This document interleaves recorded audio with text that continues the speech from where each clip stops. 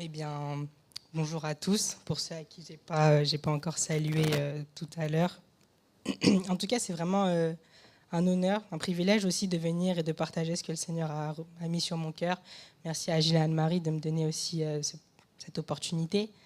Et voilà, je prie que le Seigneur puisse vous toucher autant que moi, il m'a touché dans la préparation de ce message. Et voilà. Donc, pour ceux qui étaient là il y a 2 semaines, Anne-Marie avait prêché. Et il y avait quelque chose dans lequel elle avait partagé, c'était sur les obstacles pour avancer. Je ne sais pas pour ceux qui étaient là il y a 2 semaines. Et l'un de ces obstacles, c'était vraiment le non-pardon. Donc voilà, moi c'est vraiment ça sur lequel je vais rebondir. C'était le non-pardon est un obstacle pour avancer. Et je me souviens d'une phrase qui m'a vraiment touchée. J'étais pas là ce jour-là, mais j'avais regardé la rediffusion.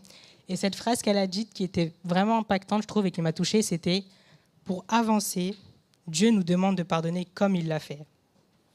Pardonner est une arme puissante de libération. » Est-ce qu'on croit ça aujourd'hui? Est-ce qu'on croit que pardonner est une arme puissante de libération?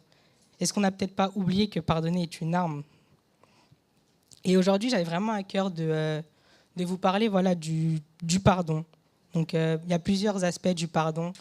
Le pardon qu'on a reçu de Dieu, pardonner les autres, se pardonner soi-même aussi. Et là, moi, j'ai plus à aller sur l'aspect de pardonner les autres, l'importance de pardonner aux autres. Et c'est vrai que dans le monde dans lequel on vit, le pardon, ce n'est pas quelque chose de commun. Que ce soit en études ou même en entreprise, on va rarement voir des collègues se demander pardon quand ils se sont blessés. On va rarement voir des amis aussi peut-être se demander pardon, même si ça arrive aussi. Ou même des professeurs demander pardon quand ils blessent les élèves, ou des élèves demander pardon aux professeurs quand ils blessent les professeurs. Donc le pardon, ce n'est pas quelque chose qui est très commun dans lequel on vit. Et on va plutôt avoir tendance à laisser couler. On dit souvent, on va laisser couler ce problème-là, on va laisser couler. Et en pensant que le fait de laisser couler, ça va nous libérer. En pensant que laisser couler, ça va nous faire avancer, aller mieux. Mais moi, je ne pense pas que c'est ce que Dieu nous enseigne, de laisser couler les choses.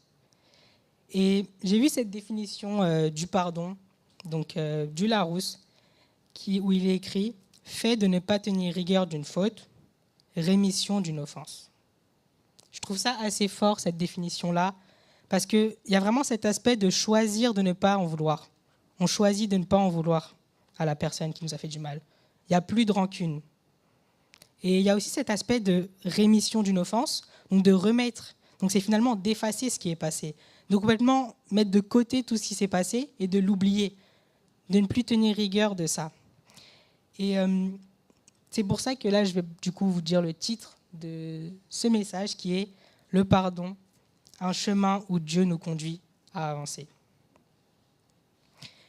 Et en premier point, je vais parler des conséquences de l'offense dans une situation de conflit. Donc, j'ai pris cet exemple de l'histoire de Jacob et d'Ésaü. Et l'histoire, elle est assez longue. Je ne vais pas tout expliquer, c'est sur plusieurs chapitres. Je vais juste commencer à contextualiser pour ceux qui ne connaissent pas. Donc, dans Genèse 25, on voit que déjà, Ésaü et Jacob sont des frères jumeaux, donc fils d'Isaac. Et dans Genèse 25, on voit cette histoire où Ésaü il rentre fatigué de son travail. Donc, il travaillait dans les champs, il était très actif. Et quand il rentre, il était fatigué, il demande le plat de Jacob. Il demande à ce que Jacob lui donne son plat. Et Jacob, lui, en échange, lui propose de l'échanger contre son droit d'aînesse. Donc à l'époque, le droit d'aînesse était quelque chose d'assez impactant et d'important. Mais à ce moment-là, Ésaü a fait le choix de négliger ça, de négliger son droit d'aînesse. Et il accepta d'échanger son droit d'aînesse contre un plat. Donc là, à l'heure d'aujourd'hui, on peut un peu en rigoler. Moi, j'ai vu des personnes en prêcher qui rigolaient, qui disaient qu'il a échangé contre un plat de lentilles, que c'est pas forcément... Enfin, on se dit, à l'heure d'aujourd'hui, qui échangerait son droit d'aînesse pour un plat? Mais c'est ce qui s'est passé. Et dans le chapitre 27, après, donc, le temps passe, et Isaac, donc le père de ses 2 frères, commençait à être vieux. Tellement vieux qu'il ne voyait même plus. Et Isaac, il va demander à Ésaü d'aller chasser et de lui ramener à manger pour le bénir avant sa mort. Et lorsque Isaac demande ça à Ésaü, Ésaü le fait. Donc il part aller chasser pour justement ramener à manger pour son père et recevoir la bénédiction de son père. Et pendant ce temps-là, Jacob, encouragé par sa mère, va tromper son père et aussi tromper Ésaü en rapportant à manger et en profitant du fait que son père ne voyait plus très bien, en lui donnant à manger et recevoir la bénédiction. Et lorsque Ésaü y rentre de ce qu'il avait chassé, il se rend compte en fait que son père avait déjà béni son frère. Et à ce moment-là, ça a vraiment créé quelque chose dans le cœur d'Ésaü, c'est qu'il avait énormément de haine pour son frère. Et je pense qu'il a même oublié cet aspect qu'il avait vendu son droit d'aînesse, mais je pense que même au-delà de ça, la manière de faire a dû le blesser.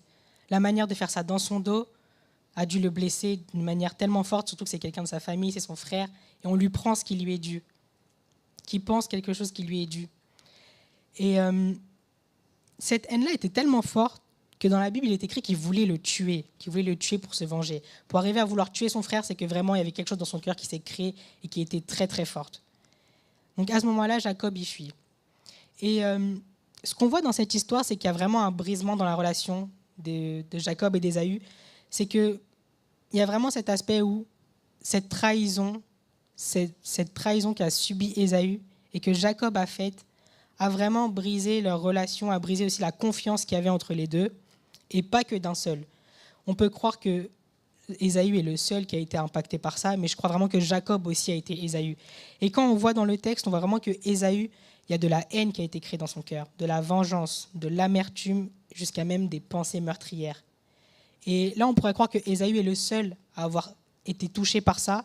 Et ben, on voit aussi que Jacob avait aussi des choses qui se sont créées dans son cœur à travers cette histoire. C'est qu'il a commencé à avoir peur aussi de son frère. Il a commencé aussi à avoir honte de ce qu'il avait fait, et c'est pour ça qu'il a fui. Et aussi une insécurité de là où il était. Son lieu, là où il était bien, dans sa famille, dans l'endroit où il est né, où il a vraiment grandi, était devenu un endroit insécure pour lui.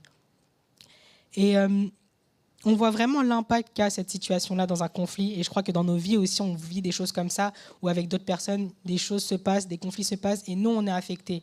Et peut-être qu'on a affecté aussi de la personne en face. Et ces émotions, je crois vraiment que dans cette situation-là, et même nous, dans nos vies, nous amènent vraiment à un éloignement de la volonté de Dieu pour nos vies. Dans ce sens, on voit que Jacob s'est éloigné du coup de là où Dieu l'avait placé, donc l'éloigne de la volonté de Dieu. Et Ésaü, avec les pensées qu'il avait et ce qu'il voulait faire contre son frère aussi, ça l'éloigne de la volonté de Dieu. Et pour nous, ça peut être différent dans nos vies actuelles. Ça peut être de la colère qui persiste contre une personne, de la tristesse aussi qui va persister contre des personnes qui nous ont attristés et qui peuvent aussi rejaillir au moment où on les revoit. Souvent, on va les laisser de côté, on va les oublier, mais quand on les revoit, eh ben, ces émotions rejaillissent et ne nous font pas du bien. Et je crois qu'aussi, c'est tout ce que ça génère dans nos cœurs, toutes ces conséquences que ça génère dans nos cœurs, un conflit, une situation où on a été blessé, où on a blessé, eh ben, ça peut aussi faire quelque chose dans nos cœurs qui n'est pas forcément dans le cœur de Dieu, comme un rejet de la personne. Croire que cette personne est moins bien, croire que cette personne est moins bonne que nous, est une moins bonne personne que d'autres, et même la rejeter pour qui elle est, et aussi oublier que Dieu l'aime et que nous, on doit aussi aimer cette personne. Et c'est vrai que c'est difficile de se rendre compte de ce que ça peut créer en nous, mais je crois qu'il faut vraiment prendre le temps, quand il se passe des choses comme ça dans nos vies, de vraiment réaliser ce que ça génère au fond de nous. Est-ce qu'on s'examine vraiment? Est-ce que, ouais, comme la Bible le dit, est-ce qu'on examine vraiment nos cœurs au moment où il y a des choses comme ça qui se passent? Le conflit, quand on y pense, c'est quelque chose de commun. Je pense qu'ici, tout le monde a déjà vécu une situation de conflit. Et à des échelles aussi, je pense, différentes. Peut-être que là, on pense à des choses très graves, mais il y a aussi des endroits où on a des conflits peut-être un peu moins intenses, qui nous font peut-être moins mal que d'autres, mais on a tous vécu des situations de conflit. Et c'est quelque chose de présent. On est présent, on est des pécheurs, on est des humains, et on a sûrement été moteur d'une situation de conflit ou peut-être victime d'une situation de conflit. Mais la question à se poser, c'est vraiment qu'est-ce que ça génère dans nos cœurs? Qu'est-ce que vraiment cette situation de conflit va créer en nous? Et vraiment s'examiner et laisser Dieu agir. Laisser Dieu agir sur ce que ça peut créer en nous et aussi le résultat que ça a sur les gens autour de nous. Et on va voir dans cette histoire que vraiment le conflit avec Ésaü est même revenu après la fuite de Jacob. Et c'est vrai que ce qu'on va beaucoup encourager, ça va être ce qu'on fait souvent aussi actuellement, dans notre vie et dans le monde actuel, c'est qu'on va fuir les problèmes.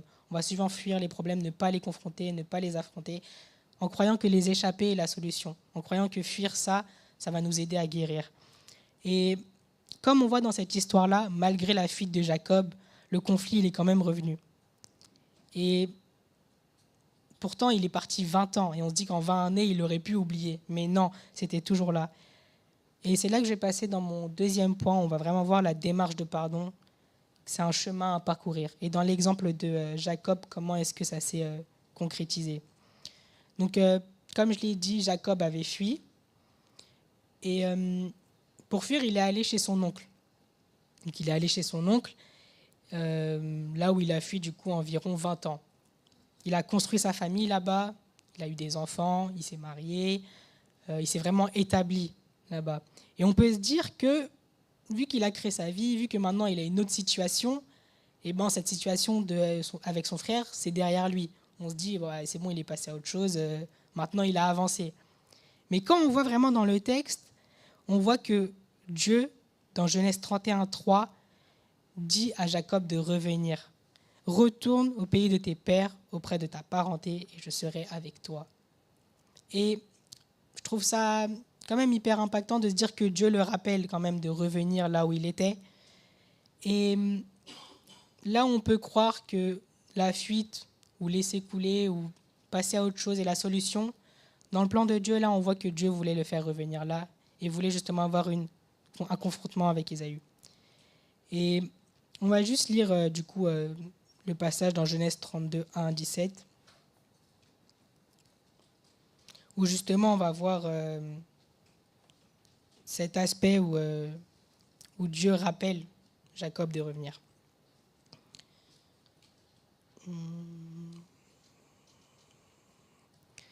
Donc il est écrit,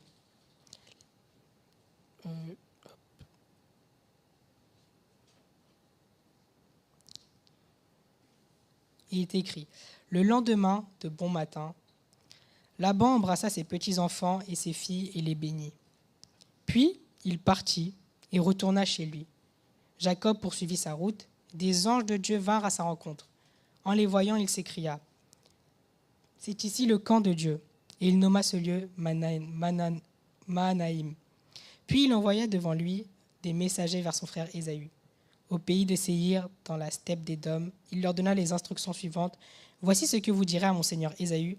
Ainsi parle ton serviteur Jacob. J'ai séjourné chez Laban et je me suis attardé jusqu'à maintenant. J'ai acquis des bovins et des ânes, des moutons, des chèvres, des serviteurs et des servantes, et j'en fais informer mon seigneur pour recevoir bon accueil auprès de lui. » Les messagers revinrent auprès de Jacob en disant, « Nous sommes allés trouver ton frère Ésaü, et le voilà qui vient à ta rencontre avec 400 hommes. » Jacob eut très peur. L'angoisse le saisit, il repartit en deux camps. Les gens qui étaient avec lui, le menu et le gros bétail, ainsi que les chameaux, car il se disait, « Si Ésaü attaque l'un des camps et le détruit, celui qui restera pourra en réchapper. » Puis Jacob pria, « Dieu de mon père, Abraham, Dieu de mon père, Isaac, ô Éternel, toi qui m'as dit, retourne dans ton pays, dans ta famille, je te ferai du bien. Je suis indigne de toutes les faveurs que tu as témoignées avec tant de fidélité à ton serviteur. Car lorsque j'ai passé ce Jourdain, je n'avais que mon bâton, et maintenant je me retrouve à la tête des deux camps. Délivre-moi, je te prie, de mon frère Ésaü, car j'ai peur qu'il vienne me tuer, sans épargner ni mère, ni enfant. Pourtant, toi, tu m'as dit, je te ferai du bien, et je rendrai tes descendants aussi nombreux que le sable de la mer, que nul ne peut compter. » Jacob s'installa à cet endroit pour la nuit. Il choisit dans ce qu'il avait à sa disposition de quoi faire un présent à son frère Ésaü. 200 chèvres, 20 boucs, 200 brebis, 20 béliers, 30 chamelles qui allaitaient avec leurs petits, 40 vaches, 10 taureaux, 20 ânesses et 10 ânons. Il les confia à ses serviteurs par troupeaux séparés en leur disant, « Passez devant moi et laissez une certaine distance entre chaque troupeau. » Donc là, on voit, peut-être au premier abord, on ne voit pas, mais il y a vraiment une démarche de pardon qui s'est déjà enclenchée à ce moment-là dans le cœur de Jacob. Et on voit que dans le verset 2, il y a écrit que Jacob poursuivit sa route, des anges de Dieu vinrent à sa rencontre. Et moi, ce qui me marque dans ce verset, c'est que vraiment Dieu est là. Cette manifestation des anges qui viennent à la rencontre de Jacob montre que Dieu est présent avec Jacob. Dieu est présent dans cette épreuve, Dieu est présent dans le cœur aussi de Jacob, où il est prêt à l'accompagner dans cette démarche de pardon-là. Et est-ce que nous, dans nos vies, on se rend compte du fait que Dieu est présent dans ces moments-là, que Dieu est là pour nous accompagner, que Dieu est fidèle dans ces moments où on a le cœur qui est attristé, qui est affecté, qui est peut-être même brisé. Et dans ce verset-là, je crois vraiment que c'est touchant de voir à quel point Dieu répond encore fidèlement. Dieu répond encore fidèlement à son peuple. Et Dieu nous répond encore fidèlement à nous personnellement. La deuxième chose qui m'impacte aussi dans ce passage qu'on vient de lire, c'est que demander pardon demande de la vulnérabilité et de l'humilité. Et on voit dans le verset 8, 32-8, où il y a écrit « Jacob eut très peur et l'angoisse le saisit ». Et moi, ce qui me marque, c'est vraiment cet aspect où Jacob était vulnérable. Il était transparent avec ce qu'il ressentait. Il était transparent et disait sincèrement à Dieu ce qui n'allait pas. Et la peur, l'angoisse le saisissait. Pour dire que même 20 ans après, les émotions étaient quand même présentes. Là, on pensait que 20 ans après, ça allait passer à autre chose. Et 20 ans après, Jacob était encore très affecté par cette situation-là. Quand on voit vraiment les mots utilisés, la peur, l'angoisse, c'est des choses qui sont vraiment difficiles à vivre et qui nous prennent à l'intérieur de nous. Et cette situation de nos pardons, elle l'affectait encore même 20 ans après. Et je crois que ce qui est important aussi dans nos situations à nous personnelles, c'est vraiment de s'ouvrir et d'exprimer sincèrement ce qu'on ressent, d'avoir un cœur sincère avec Dieu, d'être transparent sur nos ressentis. Et même pour l'avoir expérimenté personnellement, je crois que la transparence envers Dieu favorise l'action de Dieu. Dieu prend plaisir au fait qu'on soit transparent et sincère avec lui, même dans les choses les plus cachées au fond de nous. La troisième chose qui me marque, c'est le fait de rester en prière, de parler à Dieu. Dans le verset 12, on voit qu'il est écrit « Délivre-moi, je te prie de mon frère Ésaü, car j'ai peur qu'il vienne me tuer, sans épargner ni mère ni enfant. » Il savait la colère qu'il y avait dans le cœur d'Ésaü. Il avait peur non pas que pour lui, mais pour toute sa famille, pour tout ce qu'il avait construit pendant 20 ans. Il avait peur de tout ça. Il avait peur que ça dépasse même juste lui-même, mais sa famille aussi. Et dans ce moment-là, on voit que Jacob parle à Dieu. Il lui dit sincèrement ce qui se passe. « Délivre-moi », parce qu'il sait qu'il est emprisonné d'une certaine manière.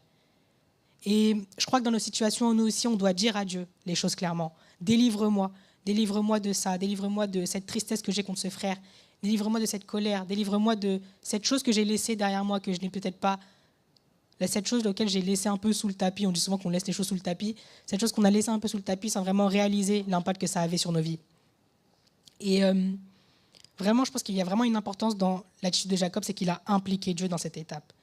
Et cette difficulté-là, dans la vie de Jacob et dans nos vies aussi, dans les difficultés qu'on vit, elle doit toujours avoir un but, c'est de nous rapprocher de Dieu et de dépendre encore plus de lui. Dans ce moment d'épreuve, Jacob devait dépendre encore plus de Dieu, parce que seul un Dieu peut le libérer de cette situation. Seul un Dieu peut le guérir dans cette situation. Et la bonne nouvelle, c'est que nous aussi, on a un Dieu qui nous délivre de cette situation et de nos situations encore aujourd'hui. Un autre point qui me marque, c'est de faire le premier pas. On voit que Jacob était très intentionnel et on le voit dans le fait qu'il offrait des choses à Ésaü. Sa première attitude, ça a été d'offrir. Mais quand on voit tout ce qu'il a offert, il y a écrit 200 chèvres, 20 boucs, 200 brebis, 20 béliers, 30 chamelles, 40 vaches, 10 taureaux, 20 ânesses, 10 ânons. En fait, on voit que vraiment, quelque chose qui me marque, c'est qu'il y a écrit qu'il avait ça à sa disposition. C'était vraiment ce qui était devant lui. Dieu l'avait tellement béni, qu'il était tellement grand, il avait tellement de richesses qu'il a pris ce qu'il avait devant lui, et pourtant, quand on voit tout ce qu'il y avait. Mais il a fait ce choix, dans un premier temps, d'aller et d'être intentionnel envers son frère et de lui offrir ce qu'il avait. Et je crois que vraiment, nous aussi, dans notre situation comme ça, on doit être intentionnel, faire le premier pas. Ce n'est pas parce qu'on a été la personne qui a été blessée, ce n'est pas parce qu'on a été la personne qui sommes victimes qu'on doit laisser la personne, attendre que la personne vienne vers nous. Faire ce genre de choses, ça va juste peut-être continuer à créer ces mauvaises choses dans nos cœurs et ça va nous faire stagner. Et dans l'histoire-là, on voit bien que ça a fait stagner Jacob 20 ans. Peut-être qu'il a grandi, qu'il a construit sa famille, mais il y avait quelque chose qui n'était pas encore fini, qui n'est pas encore accompli dans sa vie. Et c'était cette histoire avec Ésaü. Un autre aspect, ça va être l'humilité. On voit dans le verset 3 où il est écrit « Lui-même passa devant eux, il se prosterna 7 fois jusqu'à terre avant d'arriver devant son frère. » Ça, c'est dans le chapitre 33, verset 3. Et ce qui me marque, c'est que Jacob, il se prosterne 7 fois devant son frère. 7 fois, on sait que c'est un chiffre de complétude, c'est un chiffre qui est complet. Et Cet aspect de se prosterner 7 fois, ça montre à quel point il s'humilie face à son frère, à quel point il s'abaisse, non pas que physiquement, mais aussi dans son cœur. Il choisit de s'abaisser. Et en faisant ça, il reconnaît ses fautes devant son frère. Il reconnaît et il se met juste dans une position d'humilité face à lui. Et ça nous permet, je crois vraiment que ça lui a permis d'être dans un meilleur climat dans ce moment-là. La première chose qu'il a faite, c'est de s'abaisser devant son frère.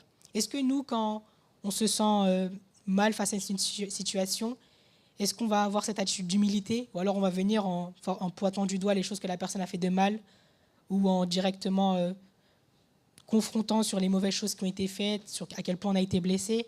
Je crois vraiment qu'une des premières choses à faire, c'est aussi d'être humble avant tout, et de s'humilier face à la personne. Et c'est vrai que le pardon, ce n'est pas quelque chose d'évident. On le voit dans l'histoire que Jacob, c'est vraiment un processus qu'il y a eu, ça a été un chemin.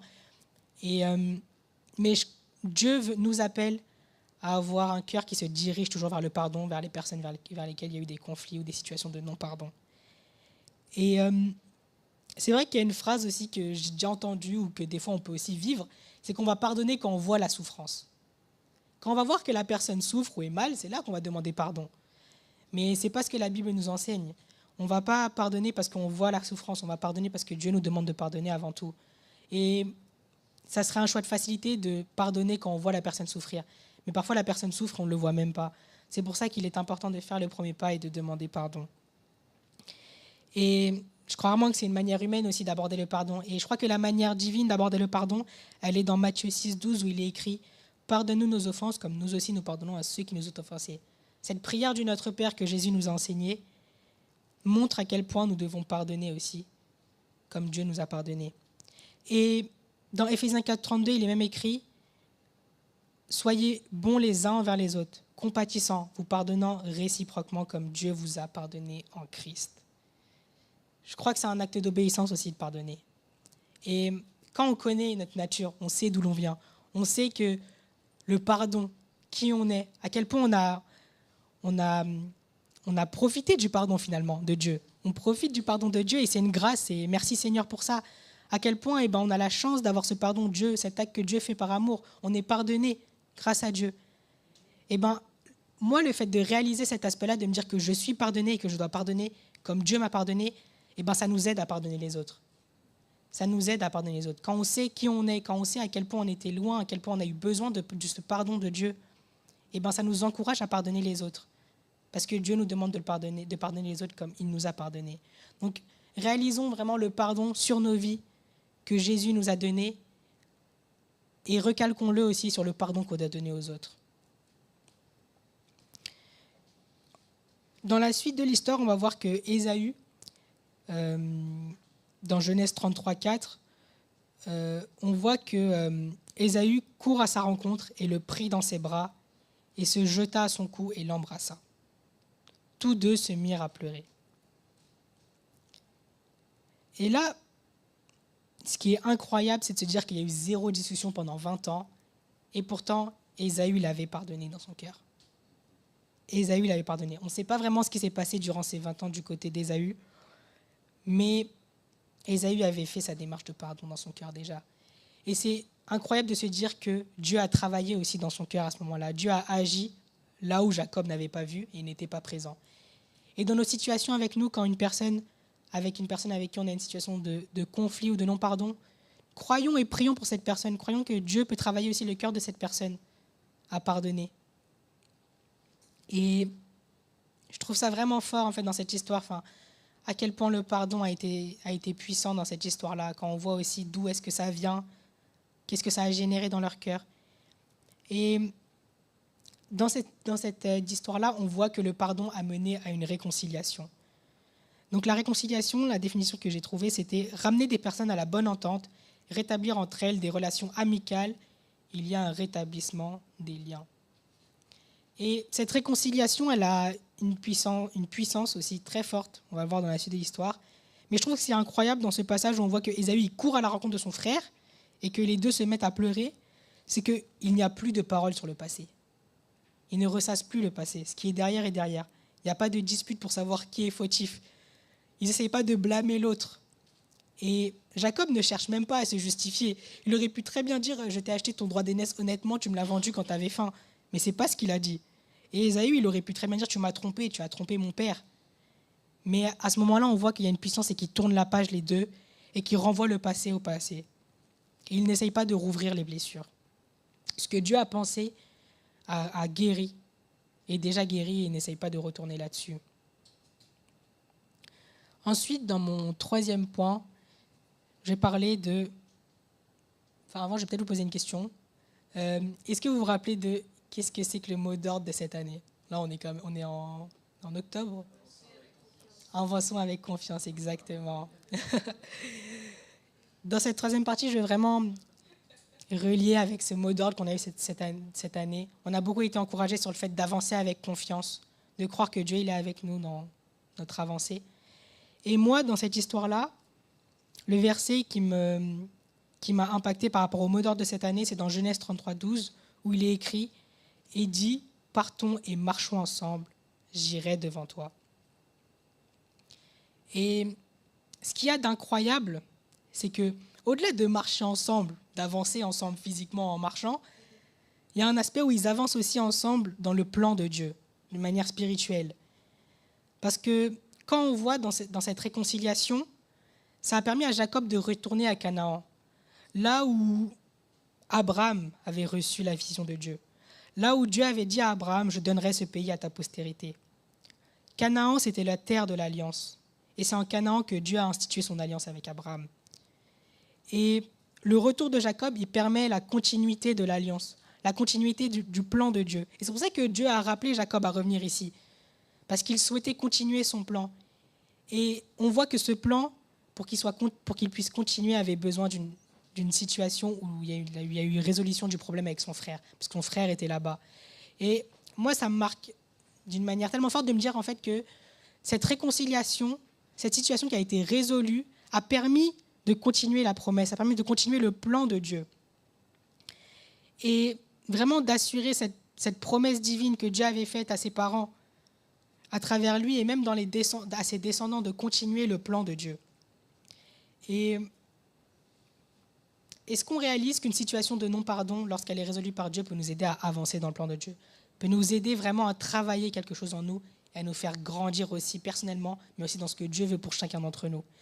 Et au-delà de cet aspect du pays promis, de cette promesse qui descend d'Abraham, on voit que le fait que Jacob revienne à Canaan, ça a permis aussi de se multiplier et d'ensuite avoir ses enfants. Et on sait que c'est de là découle la tribu de Juda, et on sait que Jésus vient de la tribu de Juda. Donc le fait de revenir dans la terre de Canaan, c'est aussi ce qui nous relie à nous, ce qui relie au fait que Jésus descend de là. Et quand on réalise à quel point ce pays promis, cette réconciliation, ce retour de Jacob sur la terre de Canaan a permis de se créer, de se multiplier et de venir à Jésus. Et quand on sait l'importance de Jésus dans nos vies, quand on sait ce que Jésus a fait pour le monde, pour chacun d'entre nous, on réalise encore plus l'importance de ce retour de Jacob, l'importance de ce retour de Jacob pour nous personnellement et pour toute l'humanité, parce que Jésus vient de là. Et je crois vraiment que cette étape de confrontation, de pardon avec Ésaü, c'était quelque chose que Dieu il savait. Et il voulait qu'il y ait cette étape-là. Cette étape-là était importante pour continuer son plan. Et peut-être que nous aussi, personnellement, on a des épreuves de pardon qui nous permettraient d'avancer dans son plan. Et est-ce qu'on croit que le pardon est la meilleure chose pour nous dans ces situations-là? Est-ce qu'on croit que c'est une solution dans nos cœurs? Est-ce qu'on l'a laissé passer, au contraire, et qu'on croit que c'est plus vraiment une arme? Et c'est vrai que dans cette histoire-là, on voit qu'il y a réconciliation, et gloire à Dieu parce qu'il y a réconciliation, mais il y a une réalité aujourd'hui, c'est qu'il n'y a pas toujours réconciliation. On peut aller vers une personne, demander pardon, croire que Dieu va restaurer les liens, mais ça n'est pas toujours le cas. Mais je crois que même s'il n'y a pas réconciliation, ça nous fait avancer. Ça nous fait avancer. Non pas forcément... Je crois que dans la relation aussi, il y a un avancement, c'est que les choses ont été mises au clair, les choses ont été demandées, on a demandé pardon. Peut-être que la personne n'acceptera pas votre pardon, mais voilà, ça lui appartient. Mais nous, dans notre cœur, on a avancé. Nous, dans notre cœur, on a fait ce pas intentionnel. Et je crois que même si la réponse n'est pas celle qu'on veut, il y a un travail dans notre cœur que le Seigneur fait. Un travail d'humilité. Un travail où le Seigneur travaille vraiment cet aspect de se rendre vulnérable aussi face à lui et face aux autres. Et croire que Dieu travaille notre caractère dans ces temps-là. Et je crois vraiment qu'il y a cet aspect aussi de confiance, d'avancer avec confiance. Et d'avancer avec confiance, comme le mot d'ordre nous le dit. Et notre confiance dans tout ça, on le voit dans l'histoire de Jacob, c'est que malgré la difficulté, il continue à avoir confiance en Dieu, en ses promesses, et il va même se les rappeler. On voit dans un verset, là, dans le chapitre, qui dit « Jacob pria, Dieu de mon père d'Abraham, Dieu de mon père Isaac, ô Éternel, toi qui m'as dit, retourne dans ton pays, dans ta famille, et je te ferai du bien. » Croyons que dans la difficulté, nous rappeler les promesses de Dieu sont source d'espérance, et elles alimentent notre confiance en Dieu. Si on se rappelle les promesses de Dieu, ça nous rappelle à quel point on doit avoir confiance en lui et à quel point on peut lui faire confiance. Et on a aussi cette phrase que Jésus nous a dit, « Je suis avec vous tous les jours ». Jésus est avec nous tous les jours, même dans cette étape-là, même dans cette étape de pardon. Et c'est rassurant de se dire ça, qu'on a Jésus avec nous. Donc nous pouvons être confiants, Dieu est là. Et c'est une décision, un acte de foi, de croire que Dieu est avec nous et qu'il nous accompagne dans cette étape-là. Je vais vous partager un témoignage qui m'est arrivé récemment. C'est que j'avais eu un conflit avec une personne que je connais depuis que je suis tout petit, un ami d'enfance. Et j'ai appris que cette personne-là avait raconté des choses sur moi, sur ma vie, même à d'autres personnes, sans que je le sache. Moi, je l'ai appris d'une manière. Et j'ai été vraiment blessée par ça. Et comme je l'ai dit au début, moi, j'ai laissé couler. Pour être honnête avec vous, j'ai laissé couler en croyant que le temps allait guérir les choses. Mais c'est pas vrai. Et à ce moment-là, ça a vraiment créé des choses dans mon cœur qui n'étaient vraiment pas saines pour moi. Et là où j'ai peut-être laissé couler, là où peut-être j'ai laissé passer les choses, il y avait une réalité, c'est que mon estime de lui avait diminué. Je ne l'avais pas forcément dit, mais au fond de moi et dans mon cœur, mon estime pour lui avait diminué. Et j'avais même jusqu'à avoir une attitude hostile envers lui. Je n'allais pas forcément aller vers lui et le confronter ou lui parler mal, mais des petites choses comme il va me parler et moi je vais être pas forcément bienveillant, je vais pas forcément être gentil, je vais commencer à être un peu sec dans mes paroles, parce qu'en fait au fond de moi il y avait cette chose qui m'empêchait, et qui m'empêchait justement d'être dans un caractère que Dieu veut pour moi. Et toutes ces choses que ça a créé dans mon cœur, c'était dans le secret. La réalité c'est que moi je le savais, mais les autres ne le savaient pas. C'était entre moi et Dieu. Et là où ça m'a frappé, c'est qu'il y a un moment où j'étais à un événement avec lui, et j'ai senti Dieu m'interpeller fortement et de lui demander pardon. Et dans cette histoire-là, on pourrait croire que c'est à lui de me demander pardon. Mais moi, Dieu m'a interpellé et m'a dit, va lui demander pardon, toi d'abord, de faire ce premier pas. Je suis allé vers cette personne,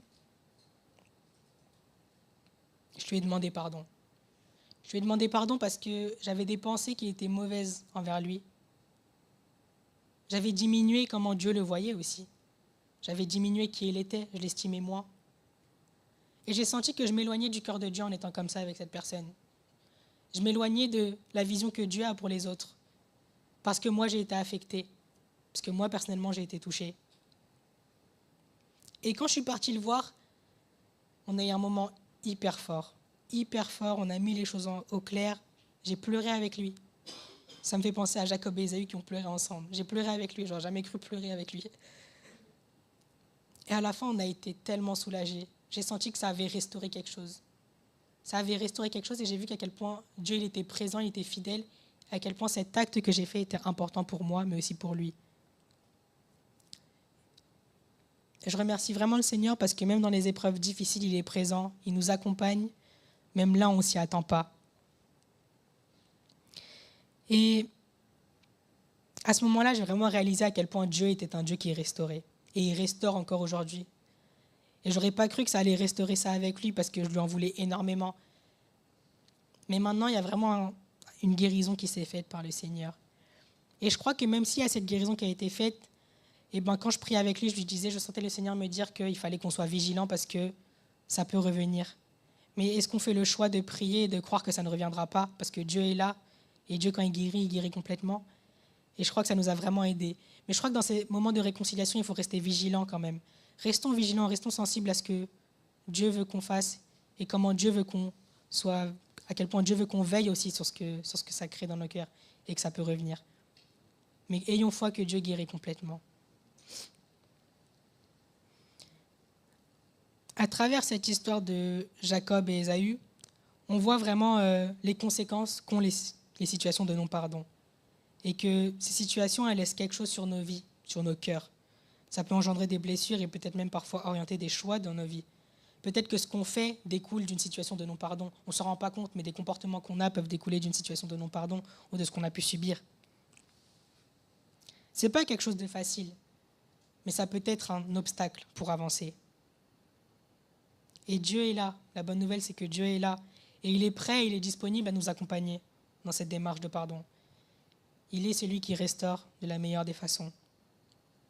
Et je crois que Dieu veut nous restaurer, il veut nous guérir, parce qu'il nous aime. Et il est le Dieu de ces situations. Et il peut les arranger. Et il y a un truc qui m'a marqué aussi, c'est que Gilles, en intro, il nous a dit que Dieu était un Dieu de surprise. Est-ce qu'on se laisse surprendre par Dieu? Est-ce qu'on croit que Dieu peut nous surprendre dans ces situations-là? Est-ce qu'on croit que Dieu peut agir dans ces situations-là?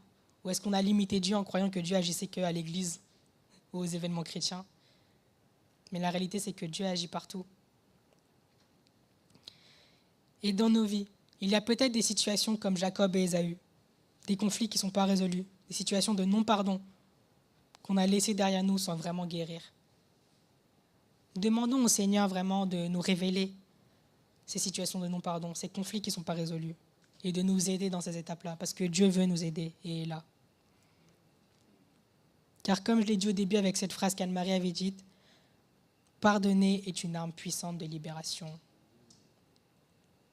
Ne laissons pas cette arme sur le côté, ne rangeons pas cette arme. Croyons que cette arme est vraiment une arme de libération et qu'elle peut nous aider.